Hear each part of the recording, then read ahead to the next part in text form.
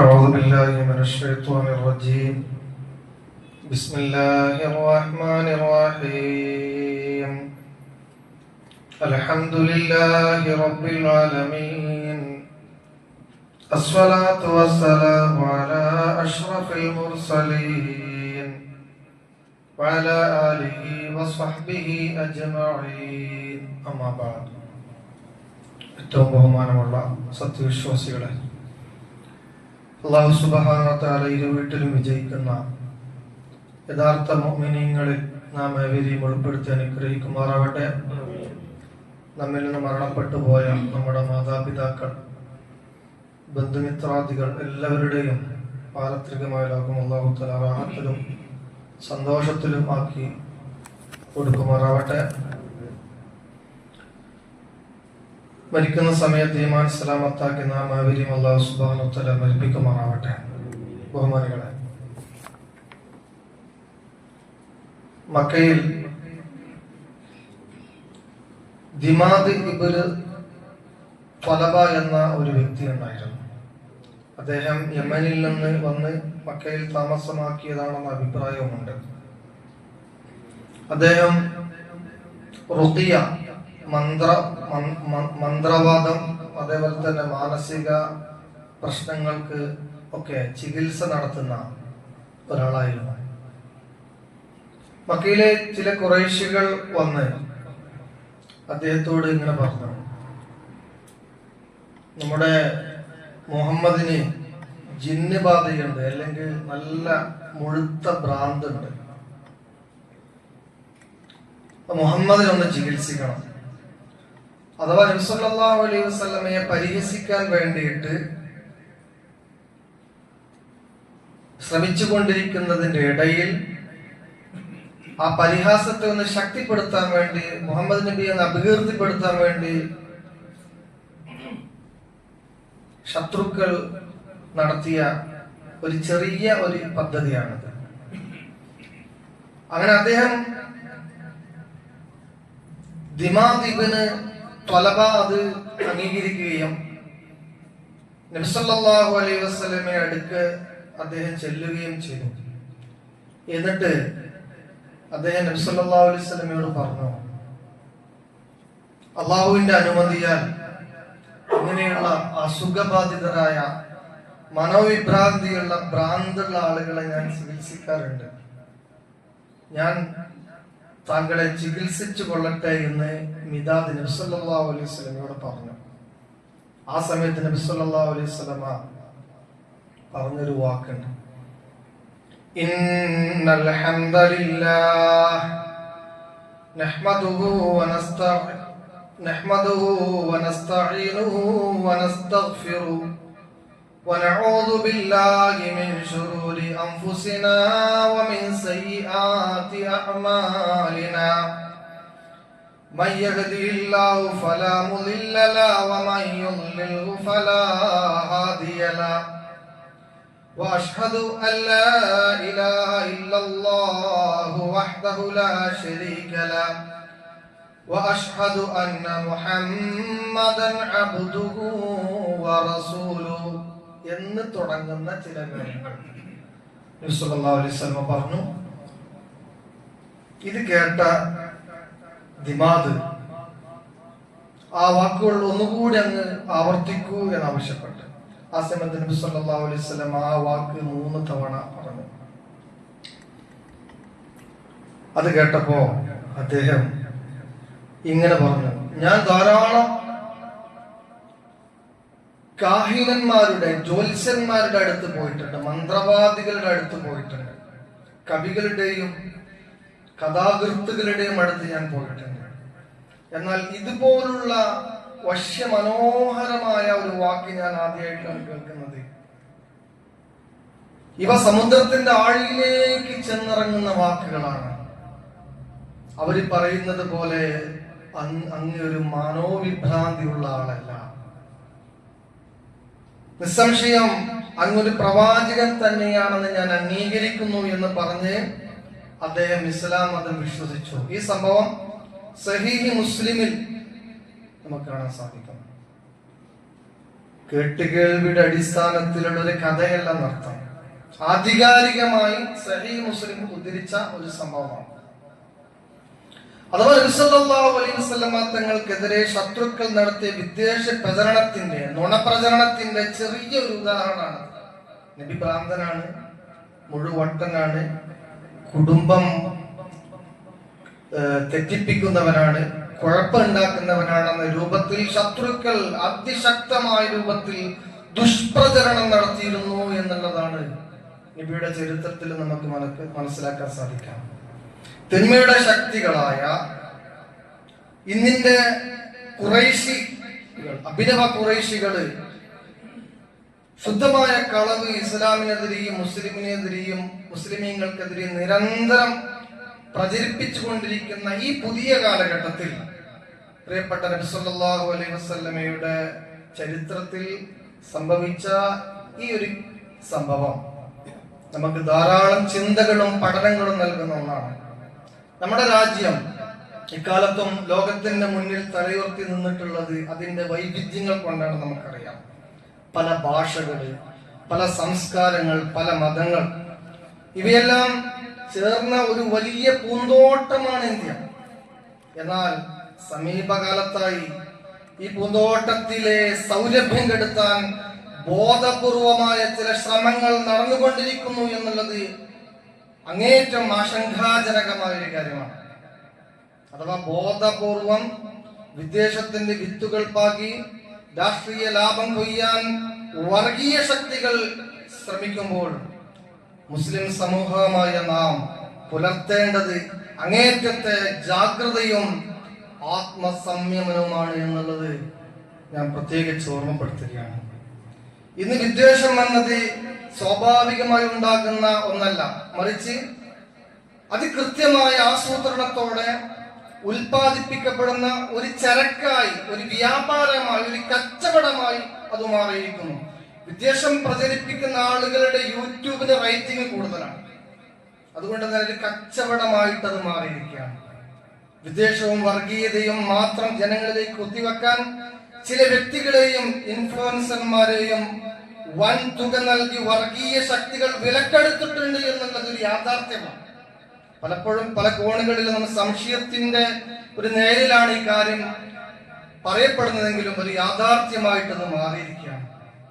അഥവാ പണത്തിനും താൽക്കാലികമായ പ്രശസ്തിക്കും വേണ്ടി സ്വന്തം നാടിന്റെ സമാധാനം വിൽക്കുന്ന ഇത്തരം പെയ്ഡ് പ്രചാരകന്മാരെ, ഇൻഫ്ലുവൻസർമാരെ നമ്മൾ കരുതിയിരിക്കേണ്ടത് അത്യാവശ്യം തന്നെയാണ്. പണ്ടുകാലങ്ങളിലൊക്കെ യുക്തിവാദികൾ എന്ന് പറയപ്പെടുന്ന ഒരു വിഭാഗം സാമൂഹിക വിമർശകരായിരുന്നു, അല്ലെങ്കിൽ മതങ്ങളിൽ അന്ധവിശ്വാസങ്ങളെ എതിർക്കുന്ന ഒരു കൂട്ടരായിരുന്നു.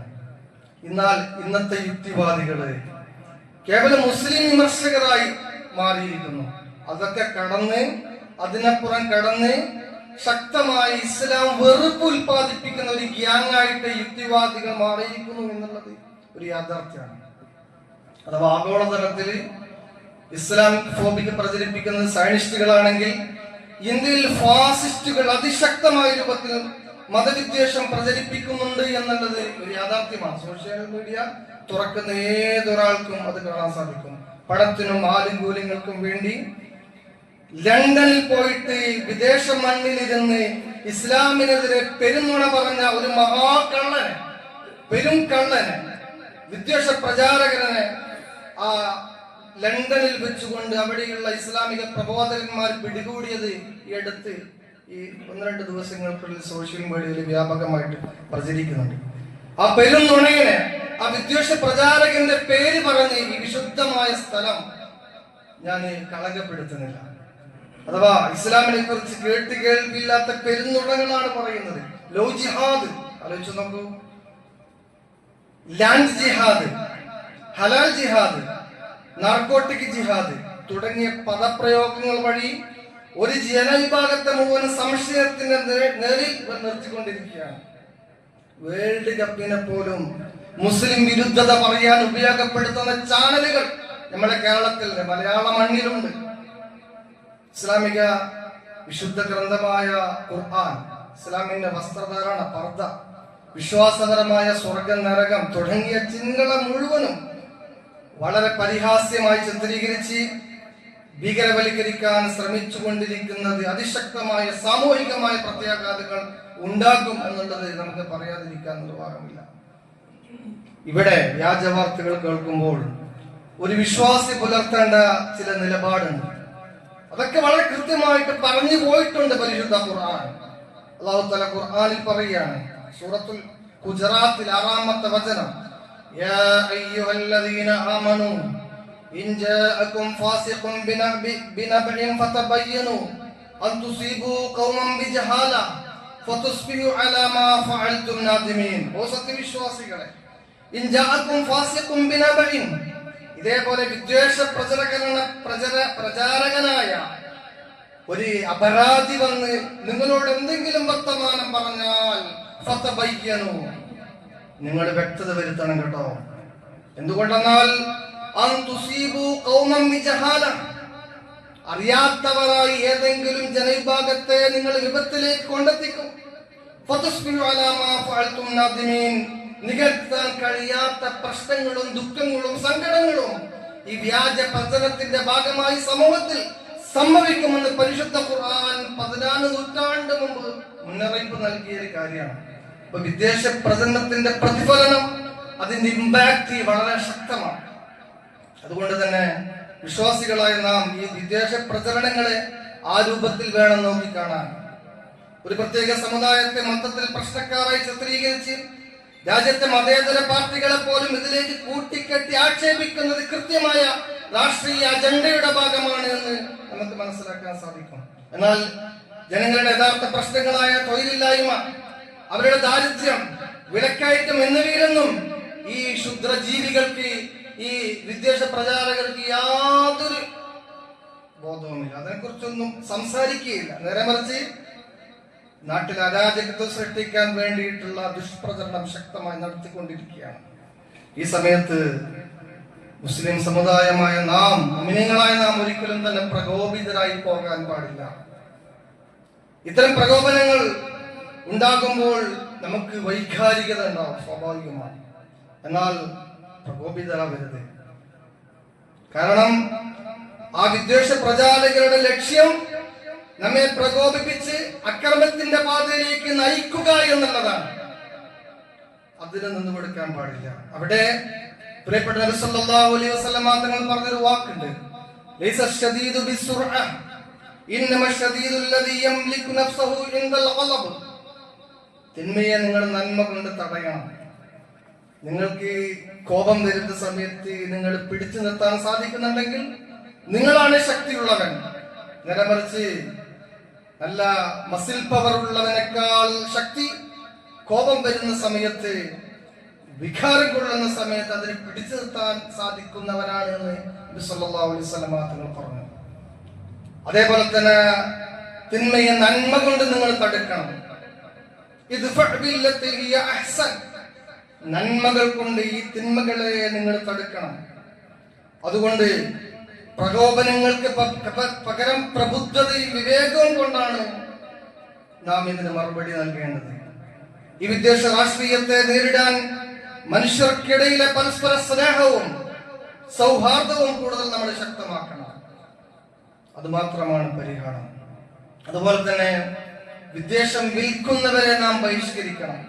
സോഷ്യൽ മീഡിയയിലും ചാനലുകളിലും ബോധപൂർവം വർഗീയത പറയുന്ന പ്രൊഫൈലുകളെയും വ്യക്തികളെയും ചാനലുകളെയും നാം അൺഫോളോ ചെയ്യണം. അത് നമ്മൾ ചെയ്യേണ്ട ഒരു കാര്യമാണ്. ഡിലീറ്റ് ചെയ്ത് കളയണം, ഫോളോ ചെയ്യരുത്. അതേപോലെ ആ വിഷയത്തിൽ നന്നായി ജാഗ്രത പുലർത്തണം. വംശീയതയും വിദ്വേഷം പരത്തുന്ന അവരുമായി യാതൊരു കൂട്ടുകെട്ടും ഉണ്ടാകാൻ പാടില്ല. ലൈക്കോ ഷെയറോ ഉണ്ടാകാൻ പാടില്ല. അങ്ങനെ വിദ്വേഷം പ്രചരിപ്പിക്കുന്നത് ബാക്കിയുള്ള ആളുകൾ കാണട്ടെ എന്ന് ഉദ്ദേശിച്ചുകൊണ്ട് നമ്മൾ ഷെയർ ചെയ്യുന്ന സമയത്ത് അതിന് റൈറ്റിംഗ് കൂടുകയാണ് ചെയ്യുക, റിപ്പോർട്ട് അടിക്കുകയാണ് വേണ്ടത്. ഇത്തരം യൂട്യൂബിലാണെങ്കിലും ഫേസ്ബുക്കിലാണെങ്കിലും ഒക്കെ ഒന്നുകിൽ ബ്ലോക്ക് ചെയ്യുക, അല്ലെങ്കിൽ റിപ്പോർട്ട് അടിക്കുക. നമ്മൾ ചിന്തിക്കേണ്ടത്, ഇന്ത്യ എന്ന മഹാരാജ്യം ഏതെങ്കിലും വ്യക്തിയുടെയോ ഏതെങ്കിലും ഒരു പാർട്ടിയുടെയോ ദേശീയത വല്ലാതെ പറയുന്ന കപടന്മാരുടെയോ സ്വത്തല്ല. നേരെ മറിച്ച് ഇവിടെ ജീവിക്കുന്ന എല്ലാ പൗരന്മാരുടെയും സ്വത്താണ്. ഈ രാജ്യത്ത് ജീവിക്കുന്ന ഏതൊരു വിശ്വാസിക്കും അവന്റെ വിശ്വാസം കാത്തു സൂക്ഷിക്കാനുള്ള അവകാശമുണ്ട്. അവന്റെ ആദർശം പറയാനുള്ള അവകാശമുണ്ട്. ആദർശം പറയാനും വിശ്വസിക്കുവാനുമുള്ള അവകാശമുണ്ട്. വിദ്വേഷത്തിന്റെ ഇരുണ്ട മേഘങ്ങളെ സ്നേഹത്തിന്റെയും ഐക്യത്തിന്റെയും വെളിച്ചം കൊണ്ട് നമുക്ക് മറികടക്കാൻ സാധിക്കണം. ഭിന്നിപ്പിക്കാൻ ശ്രമിക്കുന്ന ഈ വർഗീയ ശക്തികളെ തിരിച്ചറിയാൻ സാധിക്കണം. ഏത് ഘട്ടത്തിലും ഒരു സന്ദർഭത്തിൽ പോലും അവരോട് ചങ്ങാത്തം ഉണ്ടാകാൻ പാടില്ല. രാഷ്ട്രീയ ലാഭങ്ങൾക്ക് വേണ്ടി വിദ്വേഷം പ്രചരിപ്പിക്കുന്ന ആളുകളുമായി കൈകോർക്കാൻ പാടില്ല. യാതൊരു സഹകരണം അവരുമായി ഉണ്ടാകാൻ പാടില്ല. വിദ്വേഷം പറഞ്ഞുകൊണ്ട് വേദിയിൽ പുഞ്ചിരിച്ച് വരുന്ന ആളുകളെ നാം പുഞ്ചിരിയോടുകൂടി സ്വീകരിക്കുകയാണെങ്കിൽ ആ വിദ്വേഷ പ്രചാരണത്തിന് കൂട്ടുനിന്നവരായിട്ട് നമ്മൾ മാറും. അതുകൊണ്ട് അത്തരം ദുശക്തികൾക്കെതിരെ ജാഗ്രത പുലർത്തണമെന്നതാണ് ഈ സന്ദർഭത്തിൽ എനിക്ക് ഓർമ്മപ്പെടുത്താനുള്ളത്. സർവശക്തനായ അല്ലാഹു സുബ്ഹാനഹു വ തആല ഒരൊറ്റ ജനതയായി മുന്നോട്ടു പോകാൻ നമ്മെ സഹായിക്കുമാറാവട്ടെ. ഭിന്നിപ്പും വിദ്വേഷവുമില്ലാത്ത നല്ല നാടായി നമ്മുടെ നാടിനെ അല്ലാഹു തആല മാറ്റുമാറാവട്ടെ. അല്ലാഹു ഇരു വീട്ടിലും വിജയിക്കുന്ന യഥാർത്ഥ മുഅ്മിനീങ്ങളിൽ മുത്തഖീകളിൽ നാം ഏവരെയും ഉൾപ്പെടുത്തി അനുഗ്രഹിക്കുമാറാവട്ടെ. വആഖിറു ദഅവാനാ അൽഹംദുലില്ലാഹി റബ്ബിൽ ആലമീൻ. അസ്സലാമു അലൈക്കും വറഹ്മത്തുള്ളാഹി വബറകാതുഹു.